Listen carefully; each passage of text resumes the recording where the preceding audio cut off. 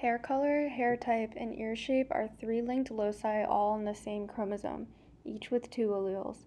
Hair color is either pink or green, hair type is spiky or smooth, and ear shape is upright or droopy.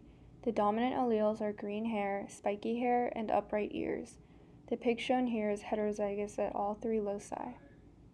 The distance between the hair color and hair type locus is 7 centimorgans, and the distance between hair type and ear shape is 14 centimorgans.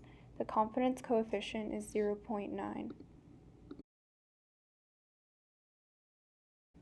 In order to produce progeny such as the pig before, we need to breed a pure pink, spiky-haired, upright-eared pig with a pure green, smooth-haired, droopy-eared pig. Both parents will pass down one chromosome to the offspring, yielding the genotype we saw earlier.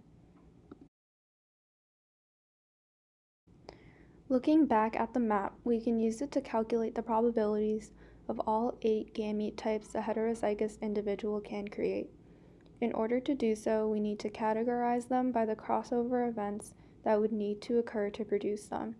Ones with no crossovers would be the parental types because they look the exact same as the original ones. All the others are recombinants requiring either a single crossover or double. Looking at the little g, little s, big G gamete, we can see from the map that it would require a double crossover event to occur.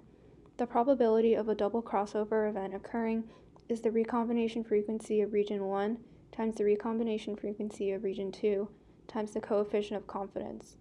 In order to get the probability of the specific gamete, we must multiply by a half to account for the other possible double crossover gamete. For the big G, big S, big D gamete, we need a single crossover event to occur only in region 1.